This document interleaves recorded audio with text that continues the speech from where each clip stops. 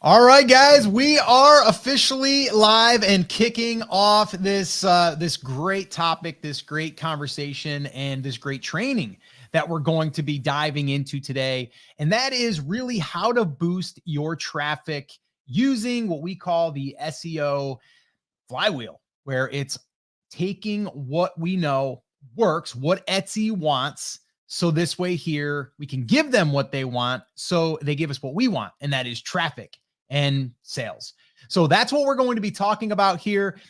Here's what I'd like to do though, because this is a live stream and we are going to be simulcasting here on a few different channels, one of them being Everbee. And I want to thank Everbee for inviting us on their channel once again and doing this exclusive training for them. We're also streaming on my channel over at Rock Your Brand. So I want to thank you guys for tuning in as well. And we're also on Facebook. So guys, I just want to thank you guys for showing up. And if you guys have any questions during this training, I want you to drop it in the comments below. This is going to be interactive. We will be taking some questions after we go through this training. And I'd also like to know where you guys are tuning in from. So if you guys could do that in the comments, let us know where you're tuning in from and what you're most excited to learn from this training. That would be absolutely amazing. And well, Chris Schaefer is going to be presenting and really going through this training because, well, he's the guy that I always lean on when it is about SEO, search engine optimization, and that could be on Google, that could be on Etsy, it could be on Amazon, doesn't really matter because SEO really does work very similar on all these different search platforms. And Chris is a wizard at that. Yes, Chris, I did say that. You're a wizard at this SEO game. You know what Chris isn't good at is turning his mic on so we can all hear him. Yeah, I'm trying to be nice and making sure that nobody has to listen to me clickety clack on the keyboard over here. So not only, I graduated from like nerd, or I think you called me at one point an SEO dork, from a dork to a wizard. So that is a promotion I will take. And Scott, I think anytime you're talking about algorithms, people have some assumptions, and I have a slide that I very much got a kick out of, and I hope everybody does as well. But everybody likes to think of these things as like something that's against them. And realistically, if we start thinking about algorithms, and whether it's Google, Etsy, Amazon, right, whatever the platform is that we're trying to optimize for, what is the outcome that that person wants, right? In the case of something like Google, when you run a Google search, the outcome that Google wants, the outcome that Google rewards, is that you fully answer that person's question. In the case of somebody like Etsy or Amazon, the outcome that Etsy or Amazon wants is that you lead that person to the ultimate product that they will buy, right? The perfect world for Etsy is that somebody runs a search on Etsy, they click on one listing, they buy it right away. And if we can approach it from that perspective, right? Stop trying to fight the algorithm or trick the algorithm and give people what they want, because all algorithms really are at the end of the day are trying to approximate what people want, if that makes sense. Yep.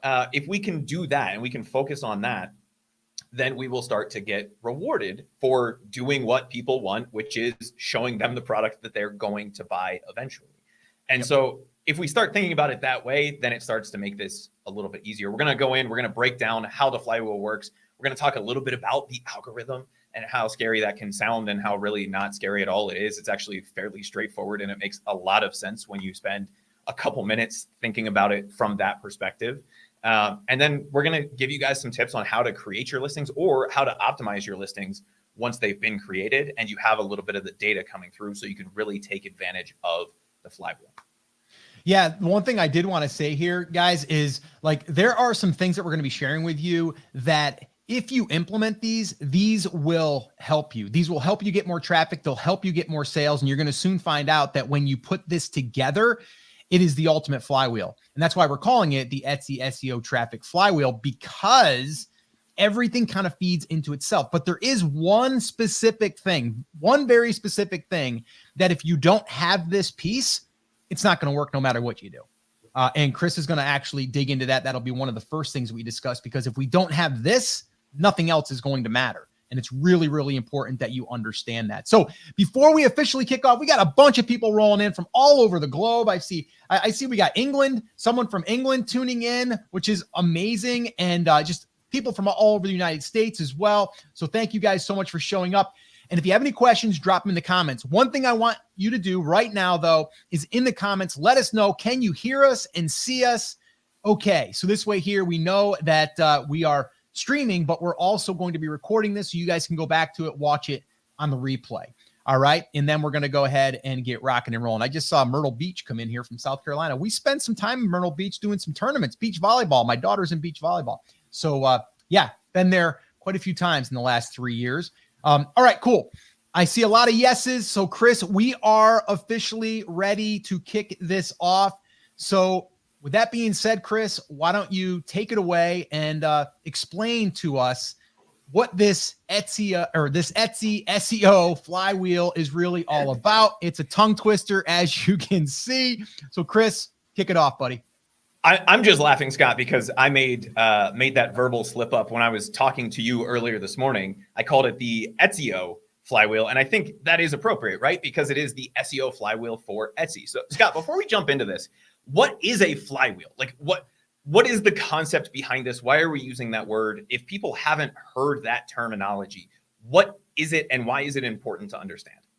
Well, I think it's really important to understand because, and we're going to show you guys a graph here, not even a graph, a diagram. We've got some graphs too, but we're going to show you a diagram of how it really looks, because I think once you visualize it, you'll understand it. But to me, what a flywheel is it's something that might take a little bit of work to get going, right? It's like something starts to spin and something starts to take off. And as it keeps going and as it keeps getting pushed a little bit, it's going to get a little bit faster and a little bit faster and a little bit faster.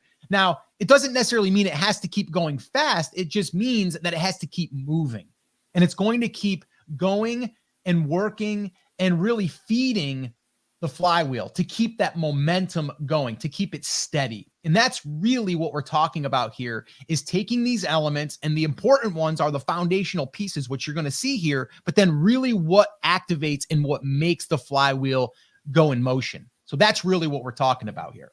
Yeah, I think the other analogy that we could use for this is kind of a snowball, right? It's a perpetual motion snowball. And so realistically, what we're looking for is not just making sure that we have keywords and stuff in there, but how can we take advantage of the way that Etsy SEO or Etsio works to make sure that we don't just rank now, but we rank down the road. And that's really what we're looking for here. The common misconception, Scott, and I'm sure you've heard the term like perpetual motion machine, right? Like something you can set up once and it produces energy or motion forever. That's kind of what we're after with this. And it's not that you set it up once, but there is ways to keep this on track and keep this moving. And that's why we use, rather than like motion, we use a flywheel or the snowball effect. So what is the Etsy SEO flywheel? Well, it looks a little bit like this. The only thing that anybody ever really talks about in terms of Etsy SEO are what we see along the left-hand side, at least my left, right? This column of light blue things. They talk a little bit about product demand. They talk about having keywords in your title. They talk about having some decent images, and they talk about descriptions and tags. Those are the things that get you initially noticed by Etsy, but that is not the thing that drives sales over the long term. What does drive sales over the long term? Traffic and sales. More specifically sales, but obviously to get sales, we have to get traffic. So the other side of this, where we see the green and the yellow, this starts to become a self-fulfilling prophecy. And that's why we use the flywheel analogy. The more traffic and sales that we can get from having the right demand, the right title, the right images, the right description, and the right tags, the more sales we get. And then the more reviews we get, the higher our rank becomes, which then leads us to getting more traffic, which then leads us to getting more sales and reviews. And it becomes a little bit of a self-fulfilling prophecy. So this is what we're after with any listing that we create on Etsy. But before we can really dive into this, we have to understand kind of what the algorithm is and what the algorithm isn't. So before we even dive into that, I wanted to talk about what is an algorithm, right? And everybody has this misconception that the algorithm is their enemy. The algorithm is Terminator. It's this robot that's out to destroy your listings and help everybody else except for you, right? In this case, it's a Decepticon. It's coming after you, right? If you guys aren't nerdy enough, that's one of the bad guys in the Transformers.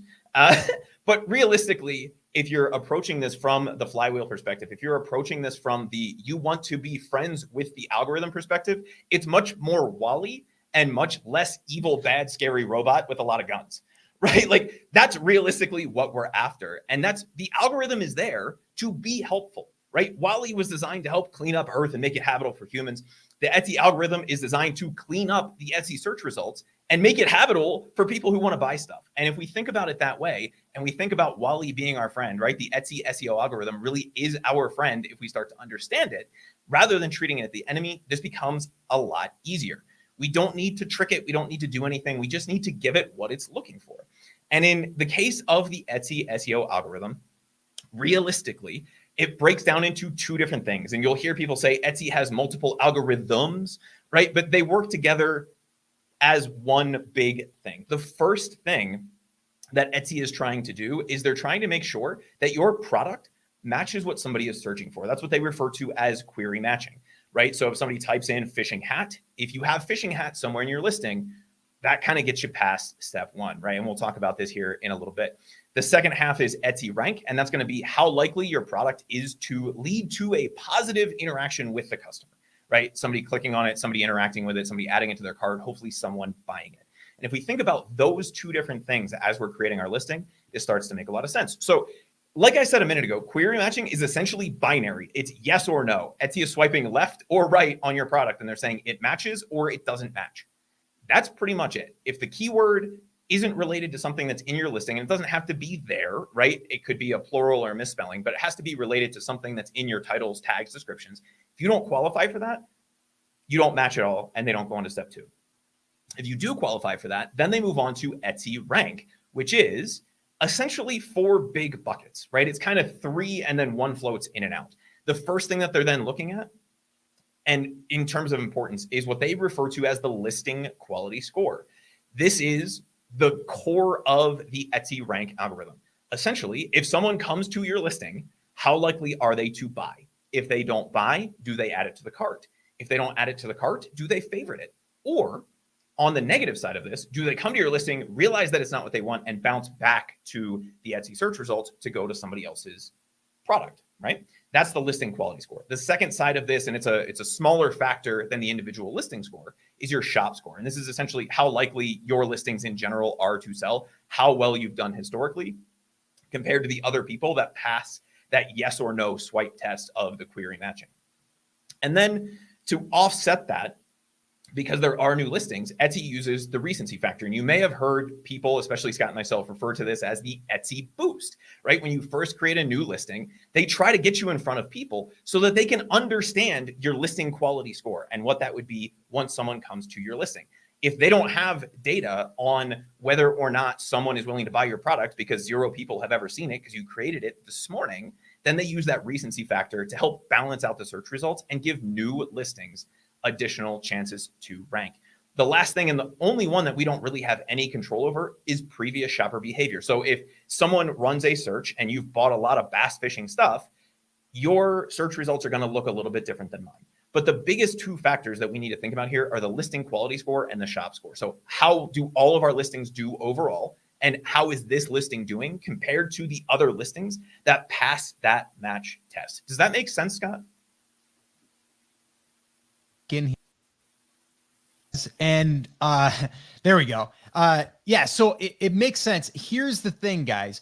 What Chris is going over right now are these fundamental pieces that we need to understand, right? If we understand that, then we can start to build out the pieces, which we're going to talk about here in great detail here coming up very, very soon. The very first thing that we're going to be talking about is one of the most important things, but without understanding how Etsy is really treating what we are doing and what we are creating, we don't really understand it, so we can't really give it what it wants. We're going to give you the things to give them here in a second, but it's really important to understand what they are looking for, and all of the pieces that Chris just covered are the things that they're looking for. And really thinking about this, and this is what I want you guys to think about, always be thinking about.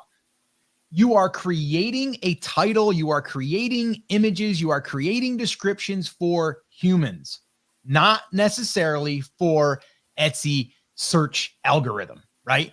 That's the thing that I think people are always trying to think, like, what is the hack? What is the secret way to find those keywords that I get there and no one else can? And like, what's all of this, magic stuff that I can do, and the wizardry as Chris would put it, right? Like, That's not what we're talking about. We're talking about understanding what the algorithm is doing, and it's really serving up the best result for the person doing the search. And I think that's it in a nutshell. So Chris, yeah, I love it.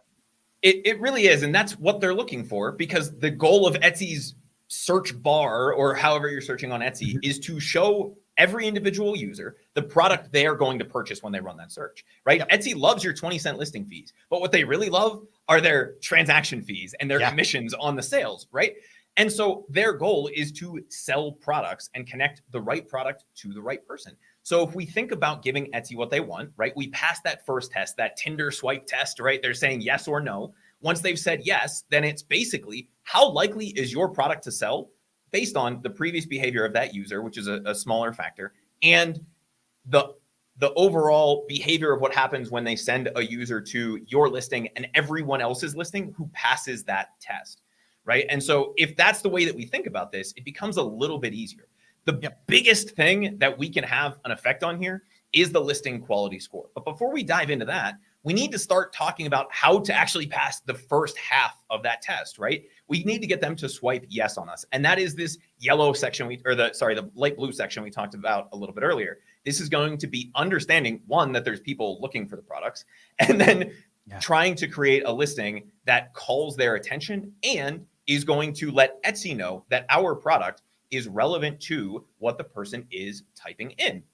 And so the very first thing that we need to do when we're creating a product is we need to find the in-demand keywords. Now, there's a lot of different ways to do this. One of my favorite ways to do this is just using the keyword tool that's built right into Everbee, right? It fills in the auto-suggest with what the assumed monthly searches are for every particular thing. In this case, we can see if I'm typing in fishing, that fishing hat gets a few hundred monthly searches. Now, this volume is not going to be like spot on and every month's going to be a little bit different, but this lets us know that a fishing hat gets more searches than a fishing PNG. So if we're trying to determine, if we're going to launch a hat or a digital download first, this can help us in that determination.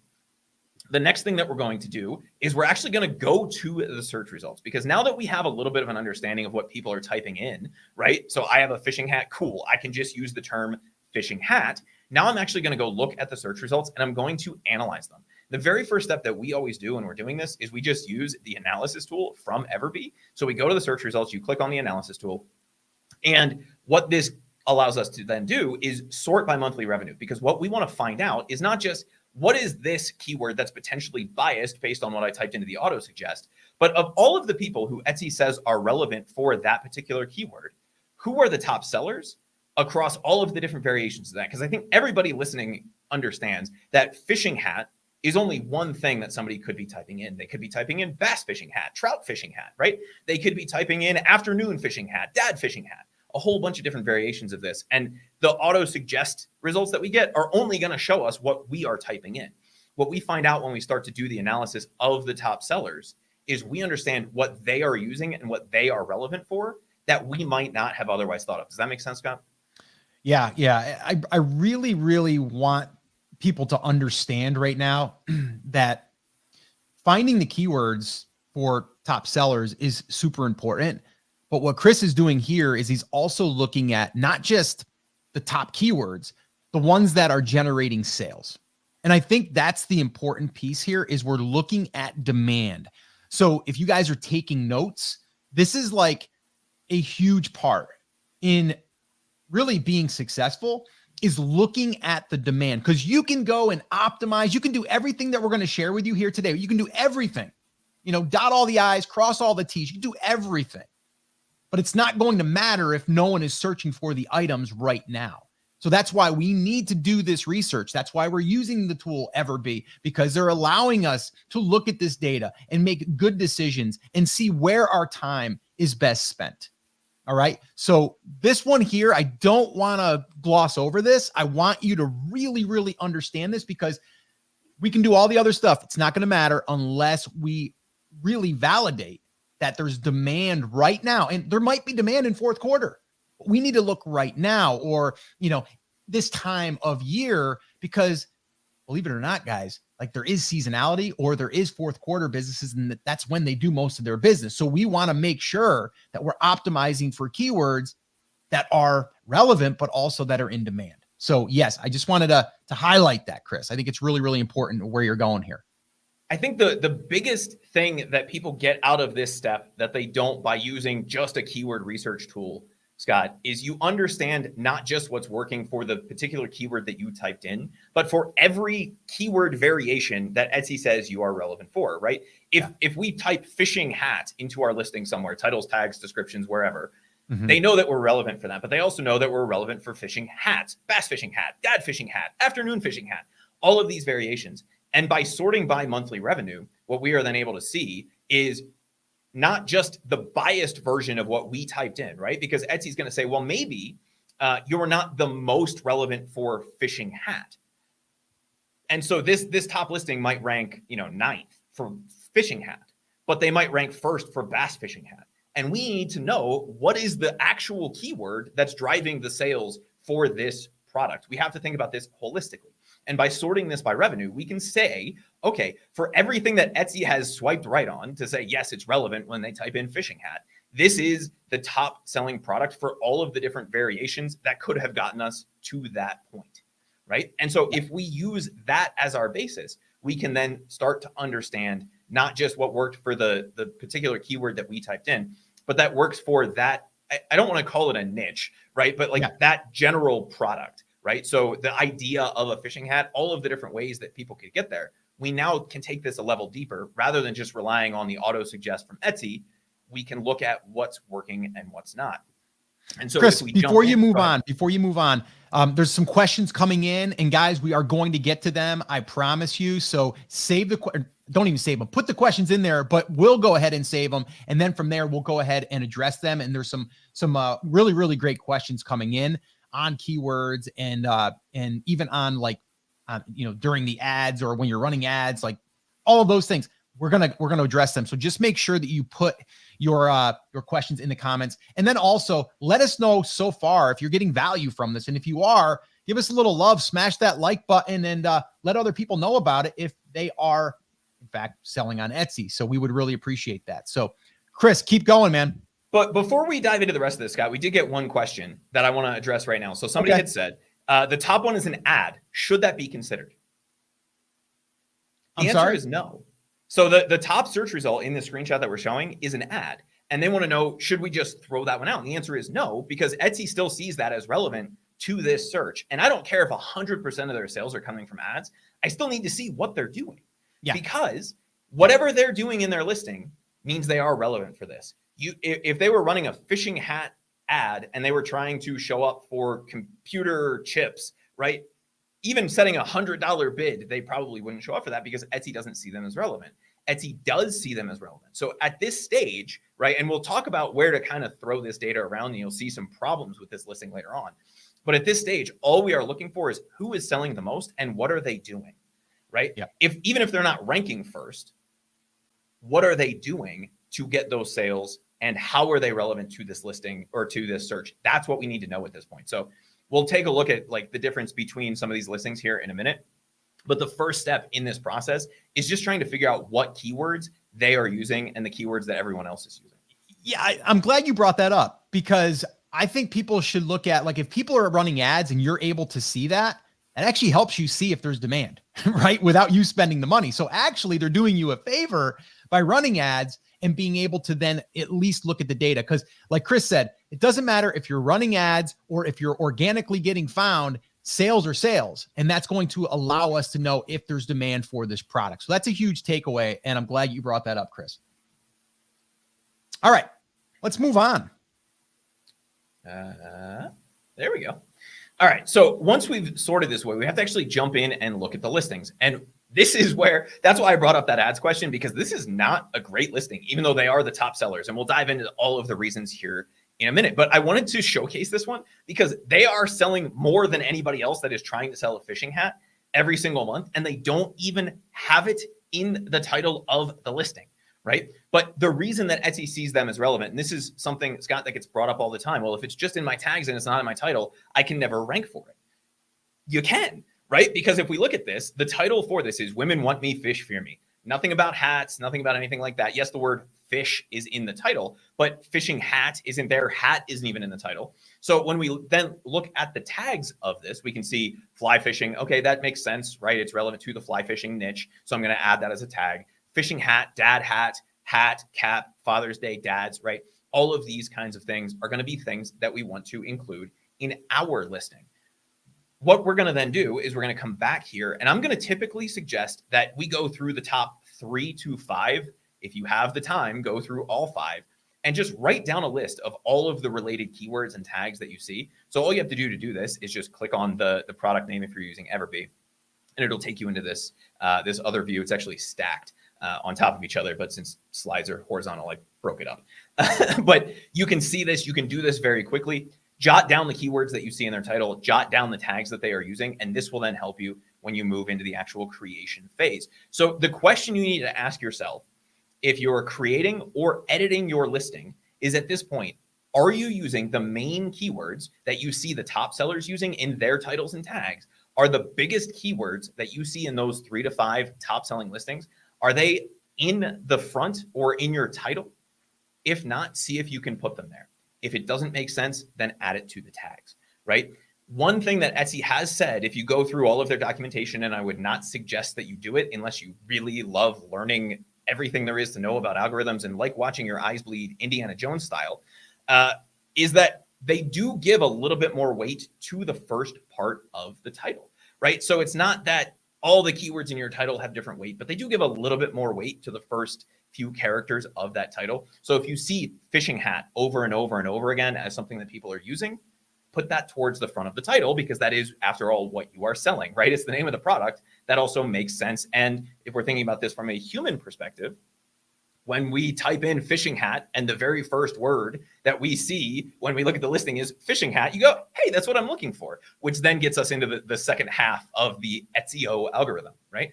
The second thing that I want everybody to keep in mind is that if you don't have a main keyword space in your title, or there's a bunch of supporting keywords, like in this case, dad hat, probably not relevant to the main title, but it's definitely something that looks like it's getting a lot of searches. It looks like something like a lot of people are going to give this to their dad for Father's Day, which is probably why Father's Day is one of their tags, right?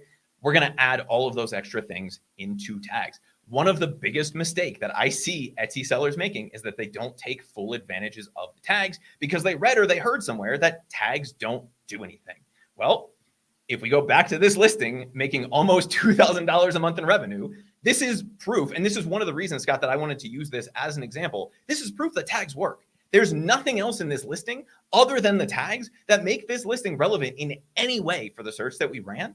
But Etsy swiped right on this and they said, yes, this is relevant. And it just happens to have a fish on it, right? And the reason that they did that is because fly fishing, fishing hat, fly fishing, caps, hat, all of those things are in the tags for this listing, which is what helps Etsy understand that this is potentially relevant. Does that make sense? Yeah, it does. Here's the thing, guys. Like, so what Chris is sharing with you is like, okay, do tags actually make a difference? And here's one way that we know that they do. Number one, Etsy has said in their documentation that they do look at tags. We're being able to validate this ourselves, and we've done this ourselves by looking at your Etsy ads data. That's why if you're not running Etsy ads, just to get the data is actually worth it. Because now, yes, and someone had asked in the comments, can I use Everbee on my own listing to see my own SEO? And the answer is, yeah, you can go ahead and put all your tags in there, and then it'll pull back all your tags and show you what what you are actually being indexed for, because it's all part of your listing. But another way of doing this, and to really see, okay, like what is Etsy using to basically help people find my listing, and am I indexed for this stuff? Because there's something different here between being being optimized, thinking you're optimized, and actually then knowing you're optimized, because then you can have Etsy validate that you are in fact optimized. And how you do this is when you run ads, you can literally see, it'll tell you all of the keywords that people are searching for that are leading to your product through that ad. And it'll say in there where the keyword was picked up. It's either picked up in the title or it was picked up in a tag. And it literally says tag. So if you don't think that tags are important, they are important. Now, are they the biggest factor? Probably not, but it is a factor. So I'm glad that you brought that up, Chris. That's really, really good. And I love it. Yeah. And realistically, right, having and making that first half of the algorithm happy comes down to these two things, right? Are we using all of the relevant keywords that we see the top sellers using, or anything else that we think is relevant to this? Are we using them in our title or tags, right? If you think about it that way, potentially the description as well, and we'll get to that here in a couple of minutes, right? But if it's included somewhere in the text of the listing, Etsy is then going to swipe right on that listing and say, all right, this qualifies as relevant for the search that person is putting in. Let's move on to step 2, right? The other thing I want people to consider here is images. Now, this isn't as relevant to the first step of this process, but since we're in the listing analysis phase, this is realistically where we're going to be looking at these things, because we're looking at all of the competition. So if we're creating or editing a listing, the next thing that we need to be looking at are the images. And we need to understand what kinds of images the top sellers are using so that we can replicate that style. Obviously, we're not going to copy the exact image because our product is going to be different. But what are the things that they are doing with the images? Are they showing just one style? Are they showing off the different features of the product in their additional images? And more importantly, and we'll touch on this again here in a minute, are they using video? Are they doing anything other than just one photo and going from there? Does that make sense, Scott? Yeah. The one thing, I mean, we're going to dig into this more, but images play a vital role in a lot of different aspects. And the ones that we know that it will impact is it will definitely impact your clicks, right? So a good image is going to get you a click. What does a click do? It gets someone to your listing. And then from there, we have another chance of someone potentially buying from us. Now, we don't know this to be fact, but I would probably say that in the algorithm, it is going to reward you for having a fully built out and optimized listing. And what I mean by that is you are having your images being used. And I know, Chris, you're going to go into this a little bit, but if you look at the slot on the left-hand side, or the slots, I should say, all of those images are filled out, even if it's just different angles, right? Or different views, right? And you can see there, they have a few different colors, and they have it, you know, I'm maybe on a different piece of wood, because now it's being, you know, shown differently. It's picking up a certain color. And then you can notice there's a video in there, and the video is just a video of them videoing the camera, or the hat just kind of roaming around. So the image placements are really, really important for a lot of different reasons. And this is where I see people rush, and they don't take enough time to put into their images. And these images are critical for you to be able to get not just traffic, but to get sales, which again feeds into that flywheel that we talked about earlier. Yeah. And again, like, the images are not going to affect whether you are relevant or not. It's going to affect the second half of the algorithm, right? So if Etsy shows that you are relevant, they say, yep, they're relevant, and then they show your listing, this is one of the big areas that you need to be paying attention to. And so since we're doing the competitive analysis to figure out the title, tags, and description, this is the time to really take to heart what they are doing with the images. And what we're looking for here is why people are more attracted to the top sellers, right? Obviously, to get a sale, someone has to click on the listing. And there's only a few things that play into whether or not they're going to click on the listing. And those are the things that they see on the search results page, right? Which is going to be, number one, the title. Number two, that thumbnail image, which in a lot of cases now is becoming a video if you're filling that out. And if you're not doing that and you have that option, make sure that you're doing that, even if it's just something as silly as going into Canva and creating a GIF, because that's going to attract more attention. And what we're really looking for here is trying to get as much attention as possible. But what we're doing is we're taking those, again, top 3 to 5 listings, and we're saying, okay, both of these are priced at $22, so it's not the price. What is the reason that somebody would be clicking on one more or the other? What is, you know, what's the hook, to make a terrible fishing pun here, right? What are the things that they're doing? In this case, almost every listing is doing a front on shot. Some are better than others, and we'll talk about that here in a minute. A front on shot of the hat or cap with the full design visible. Makes sense, because you want people coming to the listing to know what they're clicking on and having that be the same thing that they're going to get. So what we're really looking for here is the style of photo and the kind of images that they're using as the supporting images, so that when we create or edit our listing, we can be set up so that when Etsy starts to give us a little bit of traffic love and a little bit of that flywheel starts to go, that we don't have to worry about that. Does that make sense, Scott? Yeah. No, absolutely. I mean, we're going to be using this data. And again, Everbee gives us this data. We can look at all of this stuff and then we can make better decisions to make it better. So yeah, I love it.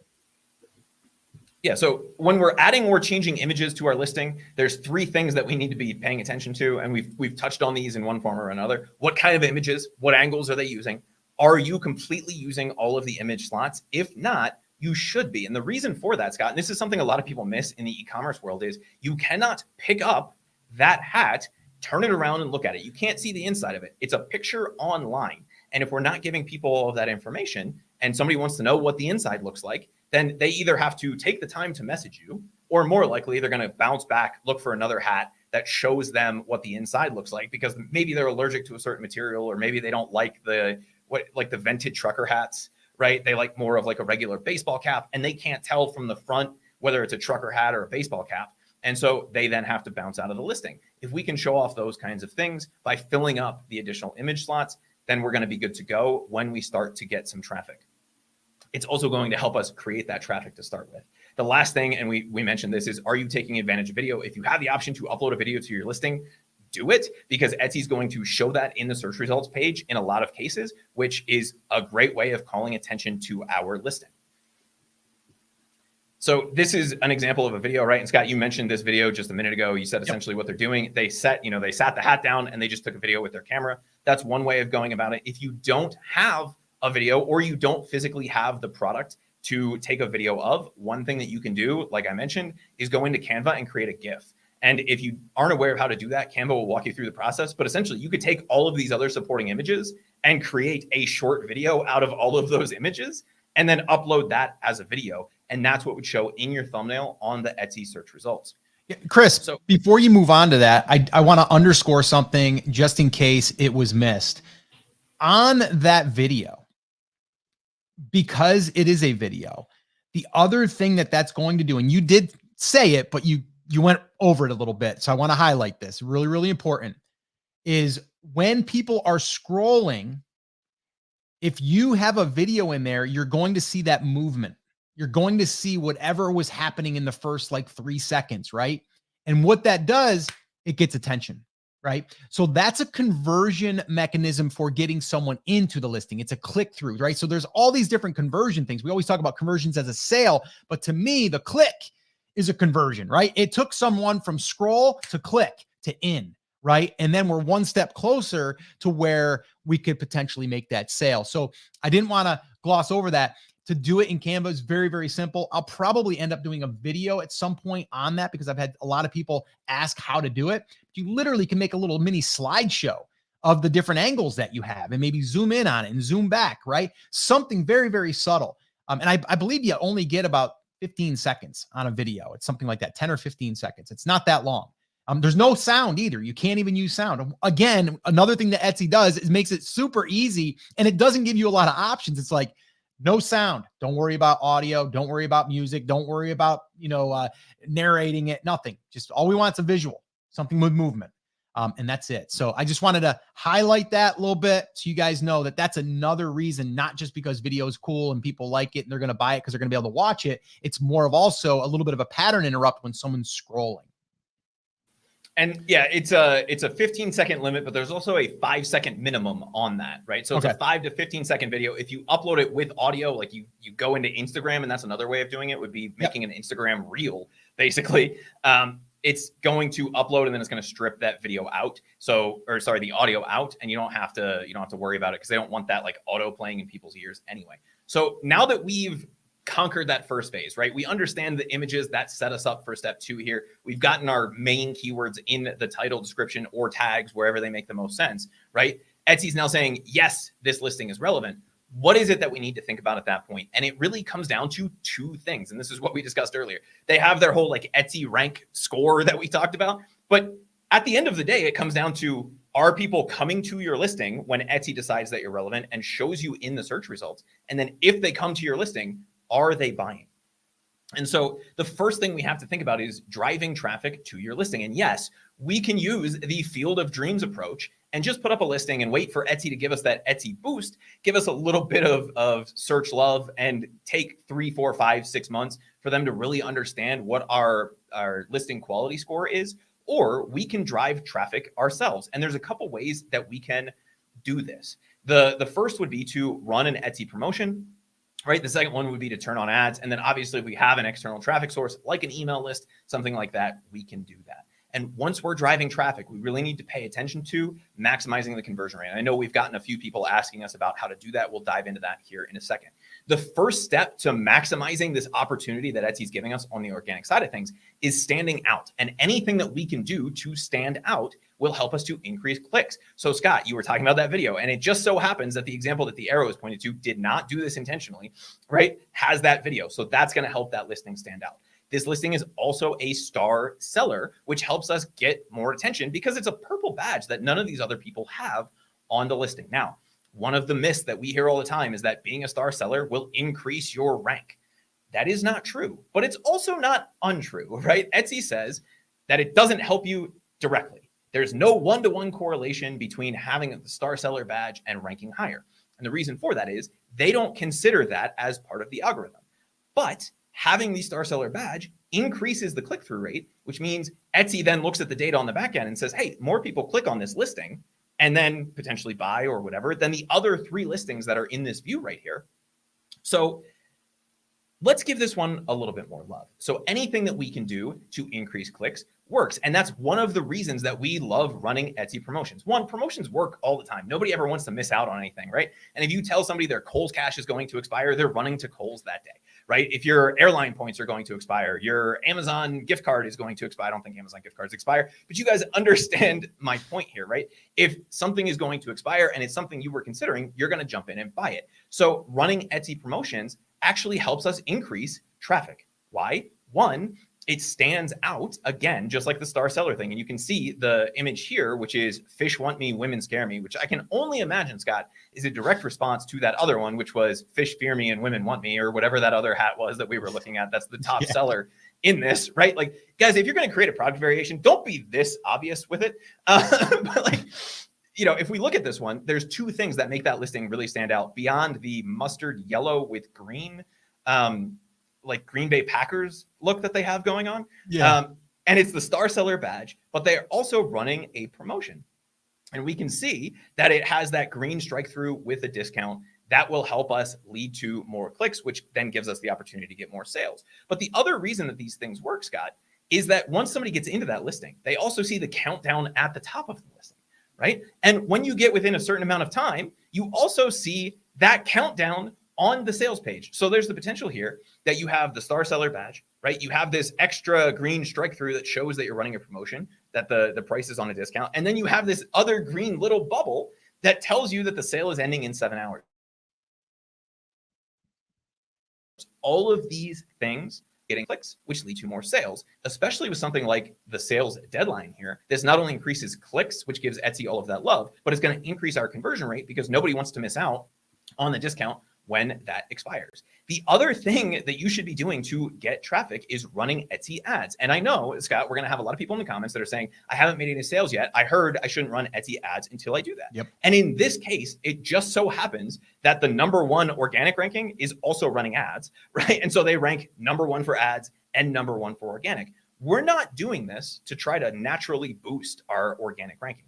What we're doing this for is to, one, understand that we did all the keyword research right in the first phase here, that we're using all of the right keywords that Etsy says that we are relevant for, that the keywords that are in our title tags and descriptions are the ones that are actually bringing in the most traffic, not just based on the estimates that we can see, but on the actual real world results of what happens when we do this. But additionally, Etsy, even if you're getting the Etsy boost as a new listing, will only give you so many chances in that organic listing because their goal is to make sales. So if you're not ranking in the top few listings and you're a new listing, you want to have this position. Most people don't understand, even though it says ad right on it, they don't understand what an ad is and they don't really care. As long as your product is relevant to what they're searching for, they're going to click on it. And that then gives us the opportunity to turn that into a sale. So running Etsy ads in addition to Etsy promotions, especially for new listings, is a great way to start increasing that traffic and starting to get that SEO love. Scott, did you have something you wanted to share on Etsy ads? No, just that I really want to, again, emphasize that a lot of people, when they're starting, especially, they don't want to run ads until they're getting sales or till they have reviews. And I had a question, actually, I just answered it this morning in an email, and someone was like, should I start running ads even though I don't have any reviews? And the answer is yes. Number one, you get the data back, like I talked earlier, but also you're still going to get people that will buy. Your conversion rate will be lower, but you'll still get people that will buy. And you'll also start getting traffic, which will then give you data. So to me, Etsy ads, even if it's a small budget, $2 a day, is going to give you data.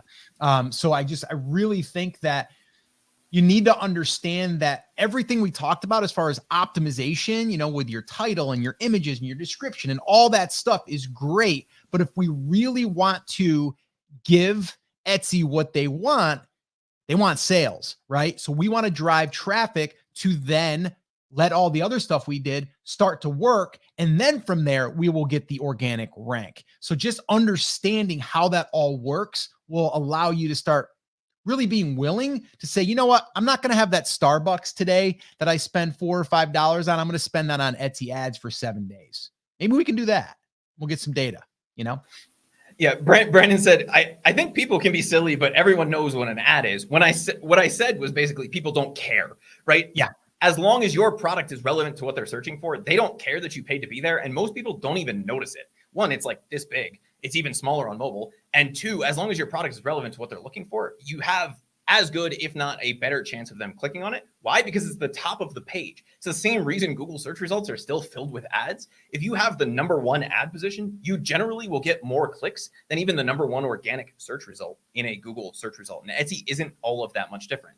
But once we've mastered the traffic side of things, we have some traffic coming in, we have to understand where we fall in the conversion rate spectrum. Remember, the second half of this Etsy SEO algorithm, the Etsy rank portion that they're looking at after they've said, yes, you are relevant, is how likely is it for your listing to lead to a sale? And we have to understand where we fall so that if Etsy does send us traffic by making us #1, #5, wherever that is in the organic search results, we need to know that we are going to convert that person into a customer. Why? Not because we're trying to please the algorithm, but because we're trying to create the listing that the person is going to buy, right? We want to create the best listing for people. And one of the best ways to figure out where you fall into this hierarchy is to use the newer feature out of Everbee, and this is available on their growth plan, which is the conversion rate factor that they have here. If you open up their product analytics tab and you're looking at the search results, you have to scroll the whole way to the right-hand side. I believe you can, shrink down columns and all of those things if you want to, but you can just scroll to the right-hand side of that and it will give you their conversion rate based on their views and the number of sales that Everbee projects for that listing. What this tells us is if Etsy were to give us traffic, how likely are we to convert versus the other people who rank highly for this term and are already selling. And in this case, we can see that even though the top seller is the top seller, they're only converting at 1%, which, going back to the point we were making earlier, is probably the reason they're spending so much on ads, because they don't rank nearly as well as some of the other people. Why is that? Well, we can see this third one here, who is running ads, but they also happen to rank first, is converting around 6%. Or sorry, they rank second, not first, right? So they're converting at 6% versus 1%. So if you were Etsy, would you rather show the listing that's going to convert 1 out of 100 people or 6 out of 100 people? The answer obviously is 6. Your goal as Etsy is to make sales. And if you send me 100 people and you send Scott 100 people, Scott converts 6 of them, I convert 1.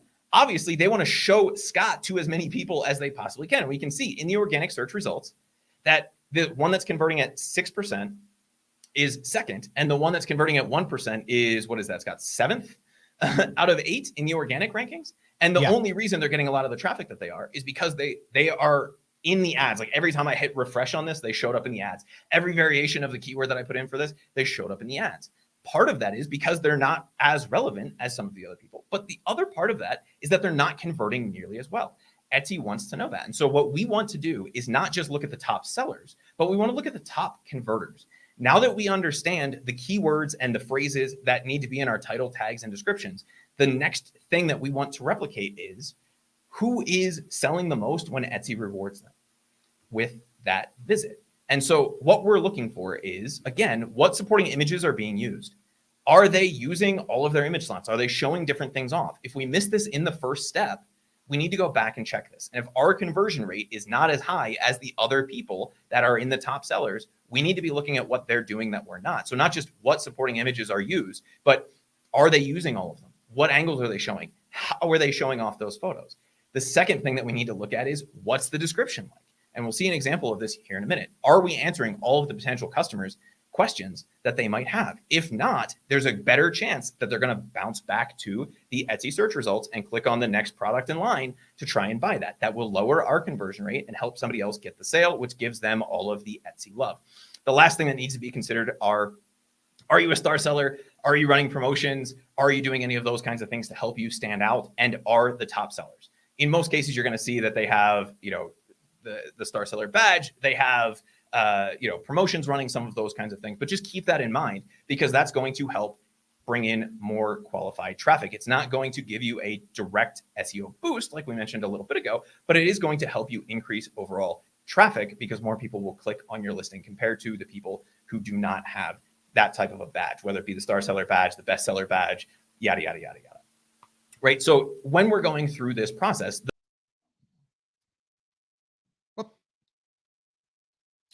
all right, guys, I think we might have lost Chris.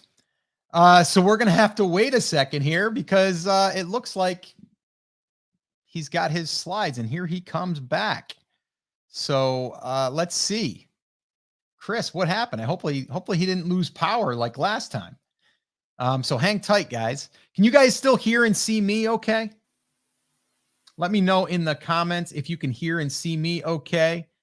And then I can go ahead and start answering some questions while we wait for Chris to get back. Okay. Yes, you can. All right, cool. Can you hear me, Scott? I can hear you. I can't see you, Chris. All right. I'm seeing some yeses for me, no for you. So this is what happens when you do a live stream. Yeah, technology. All right, no problem. So here's what I'm going to do. While we're waiting for Chris to get back, we were talking on conversions. And let me see if I even can share. No, I don't have, he has access to the slides, so I can't even do that. But let's do this. Let's answer some questions, and then we will hopefully get Chris back here fairly soon here. So I'm going to go into the questions real quick. Okay, so how can you use Everbee to check SEO sufficiency on your own? So the very first thing that I would do if I was checking my own using Everbee would be just, is it picking up my tags, as far as that goes? And then also, like, there is a tracker in there as well. So I can actually see the keywords that I want to rank for. I can start tracking those to see where I'm ranking in the search results. So that's something that you can do. But as far as using Everbee to check the SEO, it's really going to be looking at your tags and looking at your keywords that you are using. So that's the way that I would use that. But like I said, Everbee for me is a way for me to get the data from other selling products that are similar to mine and be able to utilize that data and apply it to my own. All right. Let's see here. How can we compete with top sellers as beginners? Well, here's the deal. You have to start somewhere. So how you can compete with top sellers is just look and see what they're doing and how can you make yours better, right? So we're not trying to necessarily create the exact same product and the exact same images and all of that. We're looking for, whenever we're looking at selling products, is really just how can we create our own version, and then how can we outperform them? So like Chris said, we want to look at their conversion, right? And using a tool like Everbee, we can see their conversion rate. Well, is it a 1%? How can we get ours to a 2%? Are they using all of their images? Are there all their image slots? How is their main image? What is their title optimized for? Is yours optimized for that? So I would want to make sure that I'm doing that. Then the other thing that I would do is I would start advertising, because in order to be able to directly compete, I need to be visible. And the only way to do that up front and very quickly is to run Etsy ads. So hopefully that helped you there. Let's see here. Can you see and hear me? I can hear you. I can't see you, Chris. I'm going to answer another question. I have video on my end. Yeah. Can anyone else see Chris? Let's drop that in the comments. I'm just going to answer this question while we're working on Chris's tech stuff. How quickly can you expect to see results after editing an existing listing? Okay, so here's a couple of things. All right, so if you have an existing listing, make sure before you do a bunch of editing that you realize that when you do edit, especially the title, it is going to get re-indexed. So if you were ranking in the 5th position or on the first page, and you make an edit, it will probably disappear. All right. And then what's going to happen is going to get re-indexed. Now, there's no guarantees it's going to go in the same spot. There's no guarantees it's going to go higher. It could go higher. But that's why I always tell people, make sure that when you create your listing, you've done this research first. Make sure that you've done your analysis. Make sure that you've gotten it really, really close. Don't just rush and throw something up there, because then what's going to happen is you're going to want to tweak it a week later, and now you've lost all that time that it's been being indexed. So it could take, it could take a week, it could take a month, it could take 3 months, and it could take you right out of your position, and you're not going to get back to that position. So you want to be careful on when you make these edits. All right. So thanks for that question, Meg's Cozy Corner. Chris is back. Chris, what the heck happened, dude? So I got a nice error message. And as Chris froze again. All right. So perfect. Chris was back and now he's frozen again. All right. Let me put him back in the other room until, okay, here he is. Now he's back again. I'm about to just join on my phone. All right. Can you share the slides again? Because I don't have access to those, Chris. Those are disappeared. Yeah, let me just re-upload that. All right. So while we're doing that, okay, there you go. You got them. So we'll get back to there. So guys, this is a live stream. That's what we're talking about here. This is literally live. All right. So we can't even fake this. All right. Let me answer one more. Go for it. Yeah. Let me just answer one more question. I was on a roll there. Okay. Let's see. Let's see. Okay, this is a good one. Should I run ads on all my products or select a few? I have 150 products. I would start with a few. And I would, again, looking at the demand, right? Looking at what ones have the most demand that you think have the most demand, right? And doing your research using Everbee and all of that stuff, making sure that you focus on those. If I could say out of 150, maybe you focus on 10. And then from there, run your ads towards those 10. That would probably be a great place to start. And you're going to get data back pretty quickly. And then you'll be able to adjust and be able to tweak some things. All right. So that's what I would say there. All right, Chris, are you back? Are you ready to rock and roll now? Other than I have the sneaking suspicion that as soon as I start, it's going to crash again. I think we're good to go. So we were talking about making sure that you stand out. That's going to help us improve clicks, which will then help us get a little bit more data, right? If we are star sellers, we're running promotions, all of those kinds of things, then we are going to help increase that conversion rate.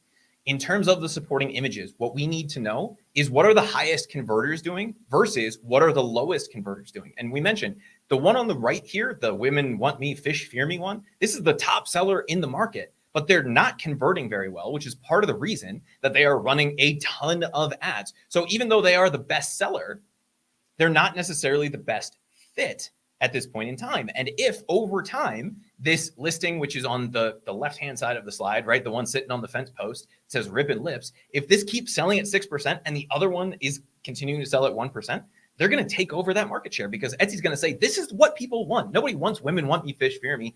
Everybody wants the ribbon lips hat. And so they're just going to start pushing that one down and ribbon lips up.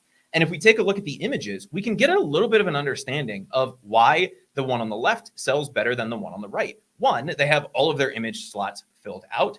The women want me, fish fear me one does not. Two, they're using video, which helps them get more clicks, but it also gives you a better experience of what the product is, right? If you can't physically hold something, right? You can't walk into Best Buy and play with the new TV and you're just buying it on Amazon. You want to know all of the different things about it, right? Same thing applies here. If you're buying clothing online, you might understand the size that you're getting, but you want to know what the inside of that hat looks like. You want to know what the back of that hat looks like. You want to know what the different parts of the thing are, because you can't pick it up, turn it around, look on the inside, and do all of those kinds of things. And what we see here is they are showing us some different angles on the left. They're showing us a bunch of different color variations, all of those kinds of things.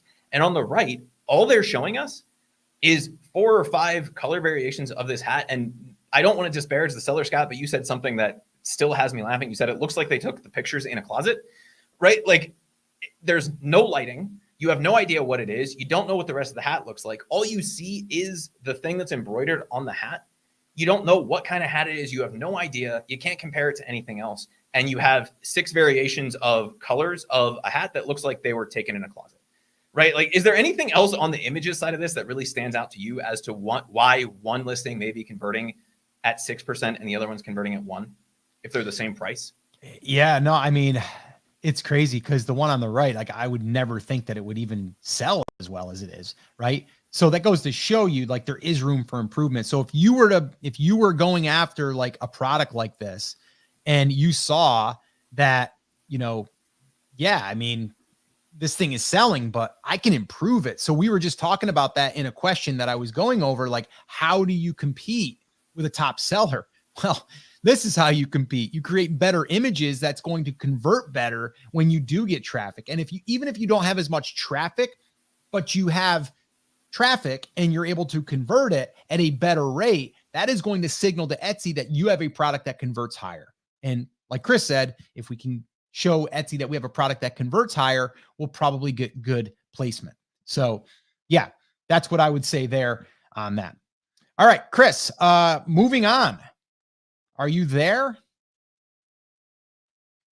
And it looks like we might have lost Chris again. All right.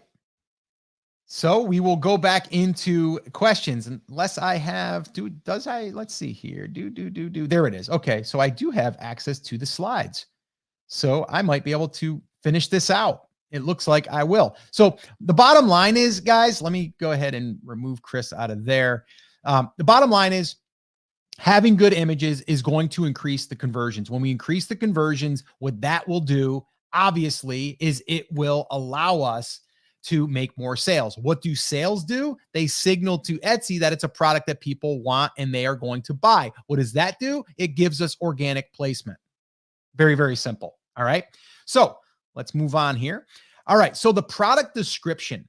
All right. And this is, again, like very, very important because yes, this can be a conversion aspect, but it's also something that we are able to put into our listing that will get picked up and indexed by Etsy. Okay.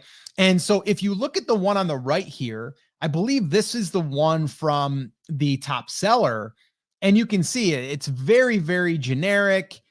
Any man's perfect cap information, 100% cotton, pigment dyed twill.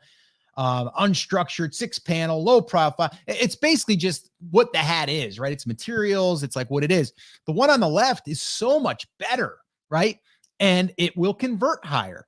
And so again, looking at these side by side, how can we make our listing stand out with a bestseller or a top seller? This would be a way, right? Is to look and see what they are optimized at. And then how do we make ours better? And this is a great example of, to me, a very, very low converting listing, even though it's a best seller.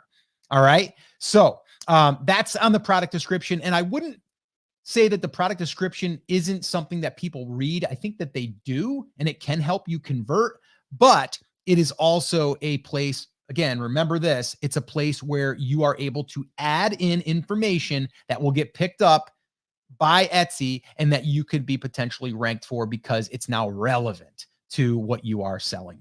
All right. So moving on, improving the conversion rate. So how do we do this? Well, we just talked about it. We're going to go ahead and, do our images. We're going to take our images. We're going to make them better. We're not going to take a bad lit, a poorly lit image like that hat. We're going to create ours better, maybe outside. Maybe it's in the environment that it's going to be used. Maybe it's on a person, right? Maybe it would do better. Now that would be a great test. Test the hat by itself or test the hat on a person, right? Maybe that would be a test. So what we want to do is we want to change our images, make sure that it is what the customer is looking for, and it is something that looks professional. The other thing is we want to add any missing details to our description. So if there's something in there that we can inform them about, whether it is material or whether it is how it's being used or what it's being used for, then yes, we would want to take our description and make it even better. The one thing I would say also, if I go back to the other one here, if you would look at the one on the left, I like it because they did use some emojis and they also broke it up. So it's really, really easy and really just easy to read. It's scannable. So I like the listings to be and the descriptions to be very, very scannable. All right. And then the other thing is getting the star seller badge. Now I did have a question come in is like, how do you get a seller badge? You have to go through a 30-day period. I believe it's 30 days that you are, and every 30 days you have a chance to get the star seller badge. And it does come down to customer service, how often or how quickly you respond, right? And your feedback. So all of that stuff is taken into consideration for your star seller badge. Now, I will say with the star seller badge, it doesn't necessarily mean that Etsy is going to go, oh, they got a star seller badge, so we're going to rank them higher. Now, it could have a little piece inside of the algorithm, but it's also a conversion mechanism that if someone was to be looking at the different sellers or the different products and they saw that purple badge with star seller next to it, that could have that customer trust you more and then allow you to convert even higher. So that's something that you could strive to achieve if you haven't already achieved it. So once again, this is what we're talking about. Just to kind of bring it all back together, this is the Etsy SEO flywheel. And I really want you to understand this. And I know some of you have been saying, I'm taking screenshots. Take a screenshot of this. All right. Because once you understand this, it's going to allow you to see exactly what you should be working on and really how it all kind of ties together. So I'm just going to kind of run through this real quick. That's why we started with demand. The demand is number one. We have to know, is there demand for our product? All right. Number two, we want to take that information and take our keywords and make sure that they're in the title. And the most important ones we want in the front of the title. Okay. So that's your keywords. The images, we want to make sure that we add all of our images. We want to make sure that our first image is very, very attractive and very well done. And it's very professional. And then the fourth thing is your description. We want to make sure that that's built out. We want to make sure that it tells more about the product, okay, in detail. And then also making it easy to read, okay? And then your tags, we want to make sure that our tags are relevant to what we're selling. We want to make sure that the keywords that we're going after are also in our tags. And the way to find these tags is to do your research, just like you would in the demand section here. And you would use a tool like Everbee to be able to look at your competition to see what they are ranking for and what keywords they're being optimized for. And then being able to take those and bring them into your listing. And then from there, once we have all that, we need sales. And the way that we get sales in the very beginning is we either wait, okay, and we wait to get indexed. Hopefully we get indexed. But we just went over, we're not going to really get indexed if we don't have any sales. So how do we get sales? Well, we got to kind of boost it a little bit by running some Etsy ads, or if we have an email list, we can send out an email and do a launch. If we have social media and it is targeted traffic, we could send it our way and boost our sales. And from doing that, we're going to be able to start slowly getting reviews, which is then going to allow us to rank higher in Etsy search. And that is the Etsy SEO flywheel. So those are the components that we need to focus on. All right. And guys, if you have any questions, drop them in the comments and let me know up to this point before we get into all of the questions. Was this helpful? Was this beneficial? And did you get value? All right. And if you did, do us a favor and smash the like button, share this if you can, and heart it if you can. Whatever you can do on whatever platform you're watching this right now, do that. Give it a little bit of love. We really, really appreciate that. Now, yes, we use Everbee. I talked about Everbee a lot. We are broadcasting right now live on the Everbee YouTube channel. Hey, Everbee channel. Hey, audience. Hey, community. What's up? We wanted to do something special, and we wanted to allow you to use the pro or the growth plan and use it for an entire year and save. All right. And what we're doing here, and Everbee has been so kind to do this as well. And they have it where, yes, you're getting a discount when you sign up for the annual plan. But what we're doing is we're giving an exclusive bonus. It's a 90-minute niche validation workshop. Now, this validation workshop, we taught to a private class. We don't offer it publicly. We don't even offer it for sale by itself. We are going to be giving this as a bonus for anyone that signs up for the annual plan. So if you want to take us up on that offer, you want to save some money, head on over to brandcreators.com/90. All right. Just go to brandcreators.com/90. All right. And you can get full access to that. And I will, before we get into the questions, I will go ahead and throw that up on the screen so you guys have access to that if you wanted that exclusive bonus. And if you have any questions on that, drop them in the comments as well. All right. So we are going to answer some questions. It looks like Chris is not anywhere to be found. So we are going to roll on without him for right now. I apologize, guys, for the little bit of tech issues that we had today. Not sure what happened. But let's go ahead and let's answer some question. Let's see. Oh, okay. If we're already signed up for Everbee, if you're already on the annual plan, even if you don't go through that link for me, because basically, guys, I'm an affiliate for Everbee. I've always talked about that. You will buy me a cup of coffee if you go through that link. But I'm going to give you that extra bonus and you'll save some money. Yeah, if you've already signed up for it, but it's not through my link, just message support over at Everbee, and they're in the comments as well. And we'll go ahead and give you that bonus anyway, as long as you're signed up for the annual plan. Okay. Just go ahead and send a support ticket to them and just let them know that you were here, that you went through this live, and that you would like that bonus. All right. And you're on the annual plan. All right. And you'll go ahead and get full access to that. All right. So let's see here. Oh, I appreciate that. Miley says Scott's YouTube channel is also incredibly helpful. Thank you so much. Appreciate that. Let's see.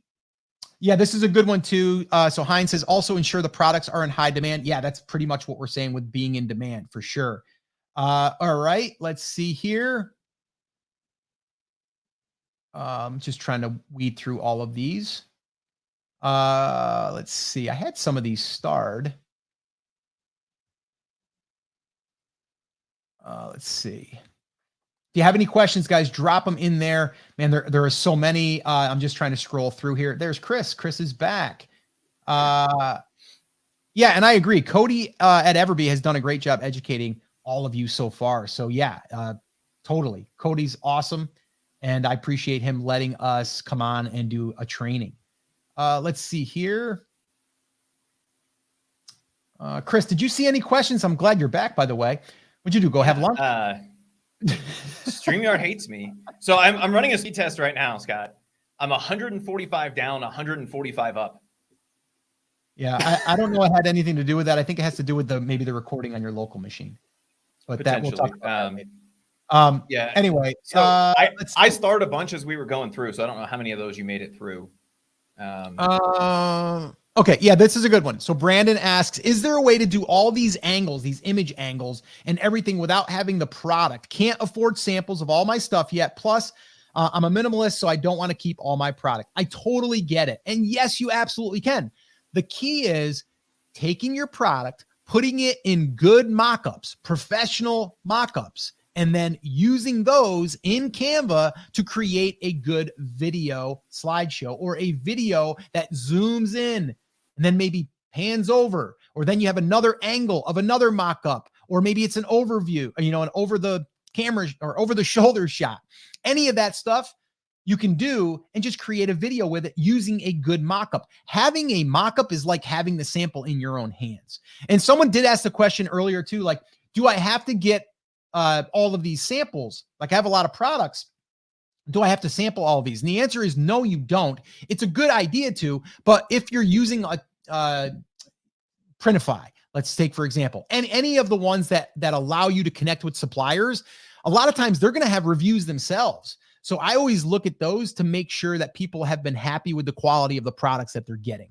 All right. But it is a good idea. If you're going to have something you're going to be selling a lot of, you definitely want to probably get that as a sample. All right. Let's see here. So did you go through the ones that I starred? I'm trying. I kind of went through some of them. How quickly can I expect to see results after editing an existing listing? I already talked about that guy. Yeah, I already went through that one. So if you guys missed that when you're joining us late, go on back and listen to that one. Okay, this is another one from Meg's Cozy Corner. How can we find effective keywords in competitive niche? Digital art prints. Okay, well, yeah, digital art prints is going to be very, very broad. You're going to want to go after whatever keywords whatever products that you're going after. You want to go after that specific one. So the more specific that you can get, it's like extra large mom gardener sweatshirt, right? Like that's a long tail keyword versus you going after just sweatshirt, right? Like digital art prints, pretty much just broad, right? What kind of digital art print, right, is someone looking for? So again, thinking about what they are searching for, that's how you can really find those keywords that you're just not a generic keyword. Did you want to say something to that, Chris? Yeah. So digital art is not a niche. Digital art is a type of product. And so, Scott, what you're talking about is making that listing for the niche, right? And that's what you're going to be doing. It's the same thing if we go back and we look at the example of the bass fishing hat, which is it's a bass fishing hat. They're not competing for baseball hat or trucker hat, right? They're not competing for the word hat. What they're competing on is fishing hat. So who is the end user of that product? Who is the person that's going to buy that? And that's then going to be, right? So it'd be gamer digital art, gamer prints, right? Modern home wall decoration, right? Whatever the actual usage of that is. And the person that would type in, hey, I'm buying a gift for a gamer, for a chicken owner, for a whatever, right? That's what they're going to type in. That's what we should be titling and going after. And that's the product research portion, the first half of the presentation we went through today. That's what we should be looking at. Does that make sense? Yeah, no, 100%. Hey, can you add your slides back? They seem to be gone again. Oh, that's a fun feature. I'm going to answer this one. I'd like to know if I can mix terms in one tag. For example, fly fishing hat. I saw this being recommended by someone on YouTube to take advantage of this, of the space. And let's see here. Yeah. So the answer is, yeah, you want to be doing that. Like fly fishing hat versus just fly fishing or fishing hat, like fly fishing hat, fly fishing dad hat. Right? Like, so yes, you are going to be having those different terms. So I'm not quite sure I understand it because you say, I'd like to know if I can mix terms in one tag. So the terms in this case is fly fishing, right? So anything like fly fishing hat, fly fishing dad hat, fly fishing, I don't know, fly fishing hat for grandfather, a fly fishing hat gift. Something like that totally would be something that I'd be doing, right? And this is a common misconception by a lot of people. They think they have to be an exact match. The answer is you don't, right? Etsy understands plurals, Etsy understands synonyms, and Etsy understands that there's different variations of this keyword. So if you have fly fishing and hat as two different tags, yes, you're still considered relevant for fly fishing hat, even if it's not in your title or description, because Etsy found the word fly, the word fishing, and the word hat in your tags. And they said, okay, now you are relevant, right? They swiped right, they matched with you, and they said, okay, now let's go look at the rest of this. You don't have to have the exact keyword phrase in your listing anywhere to be relevant for it, as long as you have the relevant keywords somewhere. So fly fishing and hat, or like synonyms of that, right? So if you didn't have hat, but you had cap, they're probably still going to show you for hat. Right. Yep. No, I love it. Okay. And let's see here. Chris, do you see a question there that you wanted to address? And guys, while we're doing that real quick, I know that had went away before because Chris lost the stream again or got kicked out or whatever happened. If you guys are interested in signing up for the annual plan for Everbee, yes, we are a big fan of Everbee. I use it every day. I use it for finding the keywords, finding tags, doing all of that research, looking at the demand. And also I do it for product research and all of the other stuff, right? But if you want to save some money and you want to get the bonus that we're offering, it is our 90-minute validation or niche validation workshop where we actually taught it to a live class privately, and we've never offered it outside of our paid training. So if you're interested in getting that bonus, go ahead and head on over to brandcreators.com/90. And once you sign up there, you will go ahead and automatically get that bonus. All right. We'll send it to you in an email. All right. So Chris, what you got? Scott, I don't know if you covered this one, but this is an important one, right? Which is I'm always hesitant to make updates to existing listings because I'm afraid to mess it up. What are your thoughts about it? How does Etsy handle listing updates? So this is the reason you want to do proper keyword research at the beginning, right? You don't want to be changing your title all of the time, changing your description, changing your tags. But if you notice that your description isn't quite as optimized as the people converting higher, it's usually worth it. Will you go through a little bit of a re-indexing? Yeah, right? Because Etsy goes, whoa, they changed something. And then they have to kind of test it again to see what your listing quality score is with the new description. But as long as you're making positive changes, and Scott, I know I was here, you just couldn't see me for whatever reason when we were talking about the descriptions, right? I want to show this really fast. And Chris, we did cover this, but I'm just liking your version too, because it's very similar to mine, but go ahead. Yeah. So like one of the reasons that you might want to change this description, and I know Scott, you touched on this, but this is something I kind of want to hammer on, right? The one on the right is the top seller in the market. The one on the left is the one that's converting at 6%, right? So the one on the right is converting at 1%. If you came and you saw the photos of this hat that were taken in a closet, right? You then go, well, what is the hat? Because all I see is the front angle of it. And you go down here. Scott, do you have any idea what 100% cotton pigment dyed twill is? No, I don't. What about unstructured 6-panel low profile? I know a 6-panel, but I don't know the unstructured part. The low profile, I do like the low profile. I'm a fan of the low profile, by the way. What about self fabric sweatband and 6 sewn eyelets? I have no idea. Right. And did you also know that the hat color can vary dramatically from the pictures above, depending on the dye lots, right? So like, even if you know what those things are and they are relevant for you, then the very next line says, you might not get the color that you ordered. It might be very different. So that's part of the reason, right? And if we look at the product description on the left, we can see, what is this hat? This hat has a fish on with a fish hook design embroidered on a classic baseball cap. I understand what a baseball cap is, right? On your choice of color. Great. They're not telling me my color is not going to be the one that I picked like they are on the other listing. And I understand they probably ran into issues with that in the past because the one on the right is much more of like a handmade product than the one on the left, just based on what we're seeing. But they're also not telling me anything that I need to know. They're telling me all the nerdy stuff and none of the stuff that I need to know. What I need to know is it the stupid snap button closure or is it the metal closure? Because I haven't seen the back, right? Like, is it fitted?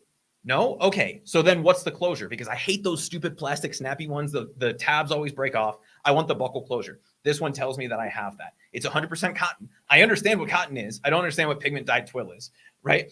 I understand that it has the adjustable closure, and I might, if I'm a hat person, understand what a low profile unstructured hat is, right? And so the one on the left give us all the details that somebody who can't pick it up and touch it would want to know. Scott, you know what an eyelet is, right? Mm-hmm. Have you ever bought a hat based on the number of eyelets that it had? No. Right? Anybody in the chat, please let me know if you've ever bought a hat based on the number of eyelets that it has, right? This is a great example of an under-optimized listing. If your product description looks like the one with the arrow pointing at it, and it doesn't look like the one on the left, it's worth going through that re-indexing process because you're going to increase your conversion rate by telling people what they actually want to know before they buy. And if we can do that, then it's usually worth the re-indexing. Where we want to be really careful is in the title and changing that a lot, because as we said at the beginning of this, Etsy does weigh the front portion of the title a little bit more. The title does seem to give more weight to what you are relevant for than the tags in the description. But if we can do proper keyword research up front, we should be able to avoid that. Updating the description is going to have less of an effect because you still have all the keywords. Theoretically, you're just adding to it, right? So Etsy still sees you as relevant. They then see the conversion rate boost. They're going to give you more love. Images don't really seem to have an effect, which would make sense because images don't really play a role in the first half of that swiping right or left, right? Yes or no from Etsy about whether you're relevant, because they don't really understand, and they're trying to get a better understanding of this, but they still don't really understand exactly what's in the photo. And so they're relying on the title, the keywords, the description, the attributes, and the category to tell them what the listing is relevant for. So changing the images doesn't get you, at least in my experience, doesn't get you like massively re-indexed, but it will have an effect on the overall conversion rate because you're giving people more of what they want. Yep. Hey, I just want to jump in here. We're going to answer a few more questions, guys. We'll stay on for about another 5 to 7 minutes. I wanted to answer this one. Are we getting to the upsell, Chris? Are we ready? Are we going to do the upsell? This is how transparent we are, by the way, guys. I love this. Yeah, there is no upsell. You basically, if you want to buy Everbee, great. And if you don't, that's cool too. We're showing up to provide value for the community. Everbee, Rock Your Brand, all of the Etsy sellers out there. And if you want to go and, take Everbee for a tour and try it out, you can do that, or you can sign up for the annual plan and get the bonus, and there's your upsell. Okay. So Scott, here's a question. I love it. Can you do this process without Everbee? You absolutely can. And here's the thing. And Cody would say the same thing. He built it because he wanted to be able to scratch his own itch. That's what a lot of people do that build a software, a tool. Heck, I've tried, right? You and I have partnered with someone. We built a giveaway platform, and we ended up running it for a couple of years, and it's a lot of work, and it scratched our own itch. But we found out that we don't want to be a software developer. So you can use it, or you can do this process without a tool, but it is going to be really hard, and you're not going to get some of the data, right? But for me, a tool is like, if I was a roofer, I have an option. I can use a hammer and just nails and pick them out of my pouch and nail them, or I can buy a nail gun with about 150 nails that are in a coil with an air compressor and bang out 5 or 6 nails within like 5 seconds. So that's how I look at it. It's a tool that is going to help us save time, but it's also going to give us information that's going to help us improve upon our listings and our products, and also do a lot of research to prevent us from putting stuff out there that no one is searching for or no one is buying, right? So that's the big thing there. So yes, you can do it. Somewhat. You can't do everything, but yeah, you can go and look at the best seller and go, okay, they're the best seller. They've got 20 in their cart, so it's probably selling, right? And probably selling. Now, here's the other thing. Even though there's 20 people that have it in their cart, it doesn't always mean that it's selling well. I've looked at the data even in Everbee, and you look at a listing, you go, I think that thing's got to be crushing it. And then you go in there and it's like, it's selling, 20 a month. And you're like, oh, it's not really crushing it. It's just people are putting it in their cart. They might buy it. I don't want to buy it. So they haven't converted. Right. I think the biggest thing, Scott, you use the roofing nailing analogy, which, you're a construction guy. So that's what you would use. Right. But like having the tools for the job in general makes that so much easier, right? Like, do you want to spend 12 hours in the afternoon sun putting a roof on, or do you want to spend an hour and a half doing it? That's one thing, right? But here, Everbee is giving you information that you wouldn't otherwise have, right? Yes, we can go and we can do some of the conversion rate optimization by just looking at the listings, right? We can look at the people who are ranking at the top for some of those keywords, pull up those 3 to 5. We don't need Everbee to do that. Does that make that process faster? Absolutely. But where we're not understanding, Scott, and the mistake you will make if you don't have all of the information, is you would assume that the bestseller, which is the one that looks like it was photographed in a closet, is also the top converting listing, because that's what Etsy says is the bestseller, right? So it's clearly the most relevant. It's clearly the best listing here, and it's not. And if we don't have a window into that data then you might just go take all the pictures of your hat in a closet and convert it 1%. And then Etsy's never going to put you above that listing converting at 6%. Right. So having that extra data is well more than worth it. Can you do this? Yeah, you can open up all those listings. You can look at the photos. You can understand their descriptions. You can do that. But you're essentially guessing blind in one eye, if that makes sense, because you get to see the publicly available stuff, but you don't get to see the information that Everbee has that gets laid over that. And is Everbee information 100% accurate 100% of the time? No, but it's pretty darn close, right? And so if it's 5.9% conversion, do we care that Everbee is saying 6? No, right? Because it's still 5.9 versus 1 or whatever it is. And we need to understand what the top converting listing is if we want to start that flywheel or set that snowball in motion. And so if you're trying to go through this process and you're trying to do this blind, you can, but you're going to be going at it with half the amount of information that you could have. And to me, I'd rather always have all of the information. That's just me. Yeah. Miley had brought this up again. Karen asked earlier if commas, etc., make a difference in the title. Please answer that question if you can. Okay, we will. I would have answered it, but I kind of missed it, I guess. But yeah, Chris, what's your thoughts on commas, the pipe, the hyphens, like whatever in the title?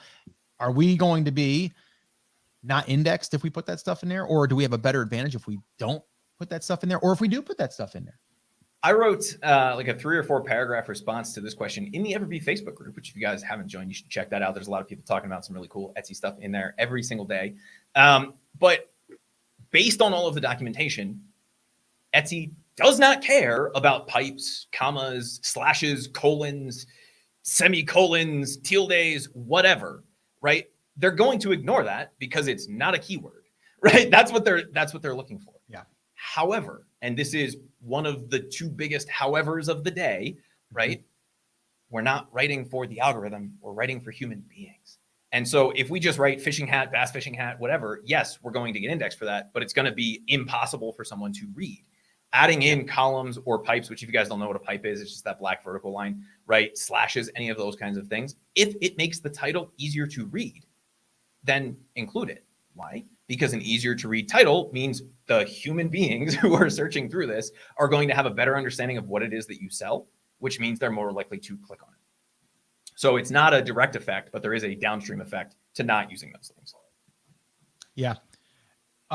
Here's another one. I like this. Is it bad to serve multiple niches in the same store? Okay. Bad is kind of harsh. Do people do it? Yes. I would say more people do that than don't do it. But I personally don't like that. And the reason why, and we've talked about this before, the reason why is because I like to think of the Etsy shop is a storefront. It's a brick and mortar store that we have. And I want it to be very, very specific on who my customer is going to be served, or I'm going to be serving my customer with certain products. It also allows me to think of it more as a business, right? So if I was in, which I was in the window and door business, right? So if I'm in the window and door business and someone calls me for a roof, I'm not going to try to sell them a roof because I just want to sell them a roof because they came to me. I'm going to say, I don't do roofs. These guys do. They're friends of mine. Go check them out, right? And I want someone to come in that wants windows, that wants also maybe doors. Maybe they want like windows in their screen porch, and then maybe they want them in an addition, and then but I'm only serving that market. And when they come in, they know they're going to get stuff for what they're looking for. So I just think it's easier as a business and also for a customer to come in and leave with buying more and feeling as though they came into a shop that was dedicated to that particular niche. Okay. And as far as business goes, and guys, we've been doing this for a long time. Whenever we're looking at building a business, it's always like audience. Okay. Who are we going after? What products are they buying? And can we create those types of products? And can we get people to come back and buy more? End of story. Right. If you have a shop with multiple niches, someone walks in and go, oh, wow, they sell fishing stuff. Oh, they sell knitting stuff. Oh, it's kind of like, you're like that gas station on the side of the road that you go in and they just sell a little bit of everything, right? That's not what we want to be for us. Does it work? There's some people out there doing it. we just prefer not to, because we can do so much more within the brand, and outside of Etsy later, we can do more, right? So we can get into that another time, but that's my short, semi-long answer.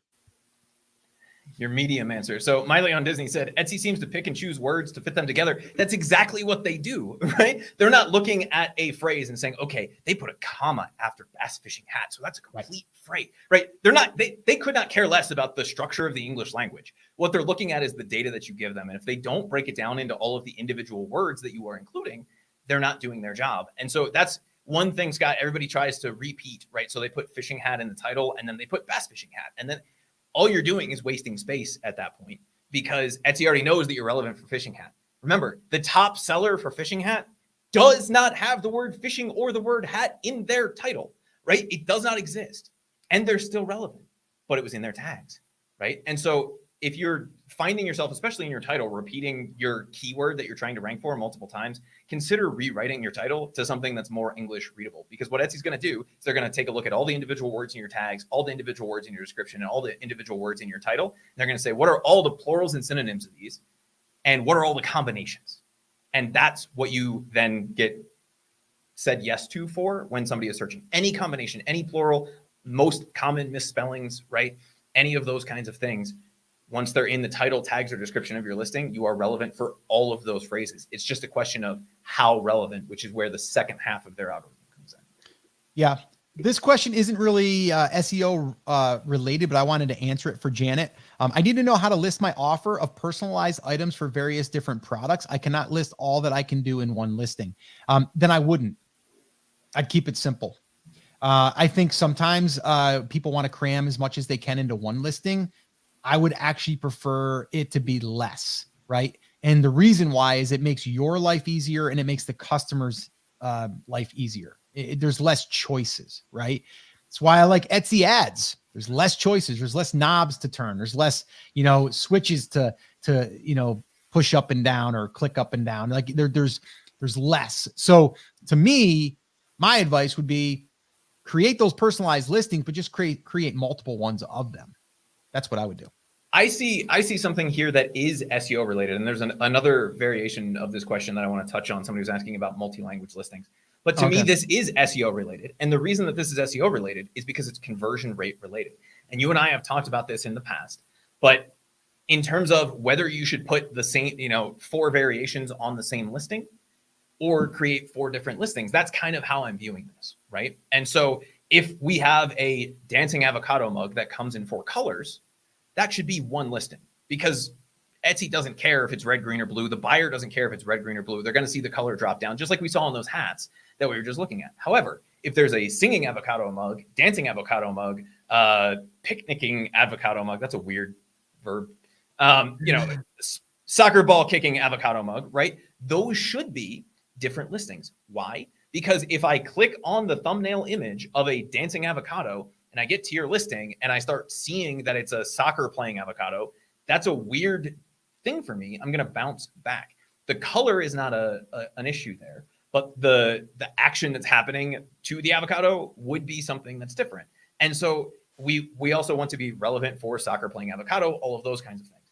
If you're trying to shove all of that into one listing, it is not only not human readable, but it's also under optimized for conversion rate. Why is conversion rate important? That is a huge signal to Etsy for their Etsy rank algorithm, right? The listing quality score portion of this that we talked about, that if they drive somebody to your listing, do they buy? Do they add it to the cart? Do they favorite it? Or do they just bounce back and go to the next dancing avocado mug that doesn't have the soccer playing avocado mug and all of the other fluff thrown in there, just because we wanted to create one listing instead of 2 or 3. So if it's a variation of the same thing, so it's a color, that's fine. If it's a different design or totally different style, maybe even a totally different fabric or material, create it as a different listing, right? So Scott, if you were going to buy an all metal water bottle and you got in and there were 4 variations, and in the dropdown, right, it says in the title, like metal water bottle, metal water bottle, and you got in there and there was metal, plastic, whatever, you're going to be confused by that.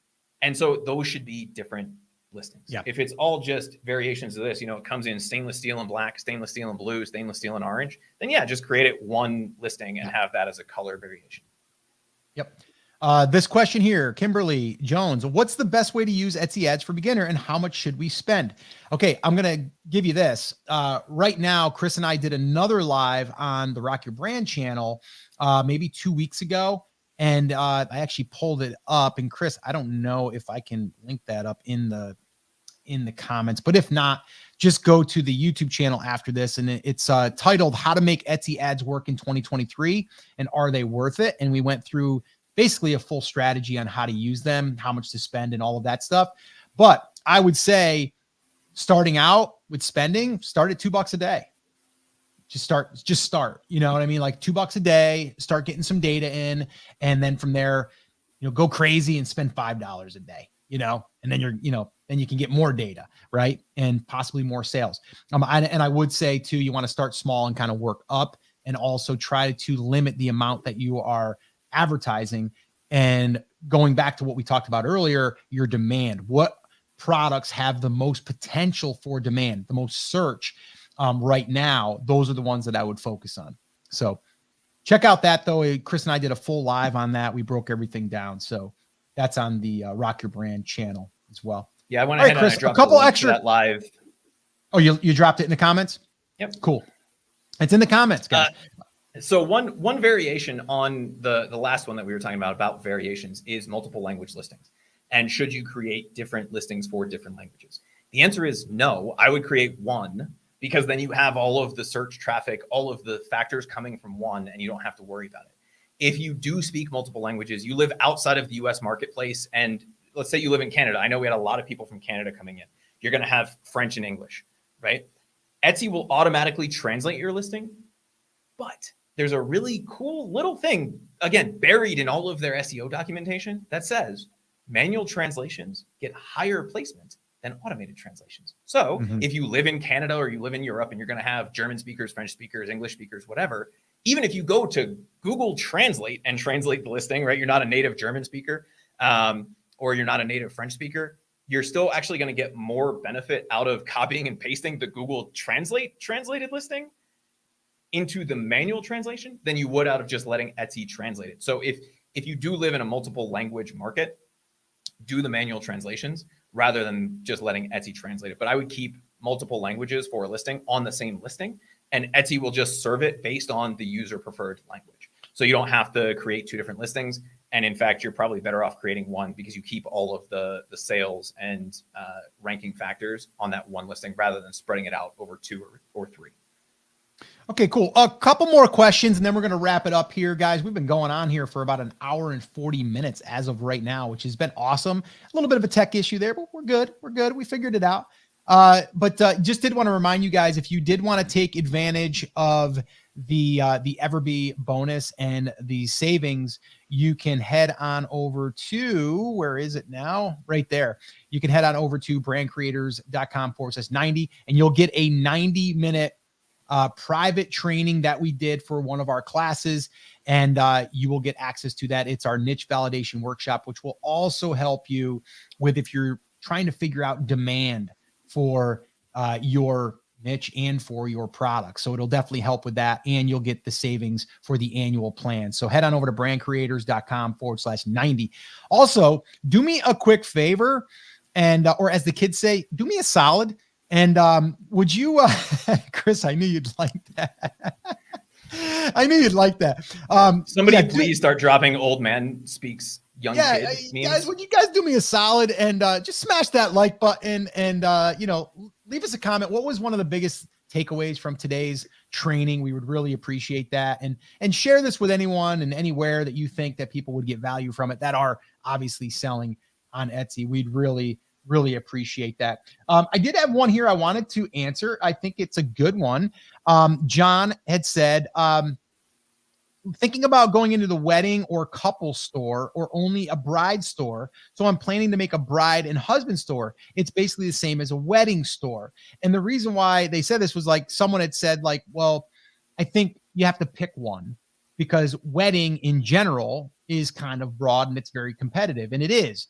I actually did a video that talked about how to really go after these bigger niches and if you should. And just to kind of give you a summarized version of that, Yeah, you totally can. And I'm a big fan of going after a market that gets a lot of traffic and a lot of sales, but doing exactly what John said here, going after one segment or niching down or niching several levels down. So that way there you're still in that niche, but you can eventually start either leveling up or going wider in that niche. And we shared an example on I don't know if it was on a live or a video in the past where someone had created stuff for bridal parties. And I mean like the women in the bridal party and doing like a bachelorette party. And they made all of these t-shirts that each one said something a little bit different about that person's personality. Right. And they're doing great.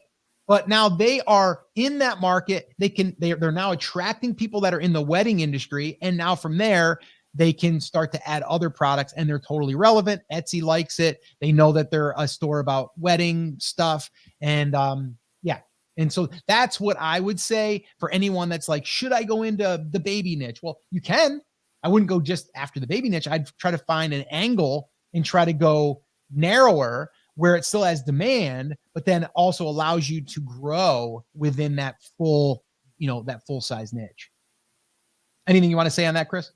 No, I think it really comes down to understanding which niche you want to serve. You can enter any niche. There's no such thing as a niche that's too competitive. It's just how far you want to niche down or how far you need to niche up to hit your number. Scott, there was a good one that came in from Ryan who said, how do I fix my broken Etsy algorithm or say to reset? So the question would be, what do you mean by broken, right? Are you not getting any impressions? Are you not getting any clicks? This is the backwards engineering that we then have to do, right? If we have a listing, we can then start to look at the data. And how old is the listing? Is it a week old? Have we driven any traffic to it? If not, we're going to get a handful of impressions, right? But our first job is to see, are we getting impressions? If not, then we need to fix that. The easiest way to fix that is with Etsy ads. If we are getting impressions, but we're not getting clicks, right? We're not getting views on the listing, then we need to fix that. What is the reason behind that? Well, let's take a look at where we're getting impressions, the keywords we're getting impressions from. Take a look at the top ranked products there. What are the photos that they are using? How is their title structured? What is their pricing like? Are they star sellers? Are they running promotions, right? What are the extra pieces of flair, to quote one of my favorite movies, right? What are the extra pieces of flair that they have on their listings that will help people know that that's a listing that they should click on? Are they using videos? Are we not, right? What are the reasons that people are clicking on other people's listings and not ours? That's what we have to figure out. If the issue then is, okay, we're getting views, but not sales, that's when we need to look at, again, the photos, the product description, some of those kinds of things to figure out where the problem is and why people prefer someone else's product to ours. If the algorithm is broken, the algorithm isn't broken. The listing is broken. There's something wrong with the listing. And Etsy's saying it's either not a match, right? Or it's a match, but no one wants to buy it. And if no one wants to buy it, they're going to stop showing you. And it's going to feel like everything is broken and that they're out to get you. But our job as the seller is to go back in and figure out why Etsy thinks that no one wants to buy our thing and then change that. Yep. Dragon Haas had said, careful how you niche down your brand or how niche down it is, because your shop name, if your shop name is John's Brides and your branch out, the name might be too niched. True. And I do like that you brought that up. That's why I'm always about like more broad. Like, so if I was going to go into sports, or I'm sorry, bass fishing or something along those lines, I wouldn't call it, bass fishing. I would call it more something outdoorsy, right? So it allows me to talk about other things, but it's still somewhat related. And you can always adjust that. You can always change your name too, by the way. But you can take that little tagline there that goes below your name, and you can kind of describe what you are, who you are serving, and that can always change as well. But I'm so glad that you brought that up, Dragon Haas. That's awesome. Let's see. I had another one here, Chris, that I wanted to answer, and it was a pretty quick one. And also Miley had said, Etsy ads are great for seeing which search terms are working and which ones are not. And I agree. I think that is exactly right. Janet asks, could we put links to other products in the description? And the answer is absolutely 125% yes, you can, and you should, right? If there's something related to that, put it in there, right? The other thing you can do in your images is let people know that you have other things that go well with the other thing, right? So you can do that too. I don't know how well it works. But you could do it. One of the examples that we shared, the one that's converting at 6%, they link to another listing to say, add this to your cart. If you want us to embroider something on the back, we have a custom embroidery thing, but I can't put it on this listing. So go here, add this to your cart if you want that. And they link over to it. As long as you're not putting them to your site, right? Like as long as we're keeping them within Etsy, Etsy's going to be cool with it. Now, can that negatively affect where that listing ranks? Yes, because people are leaving that without buying.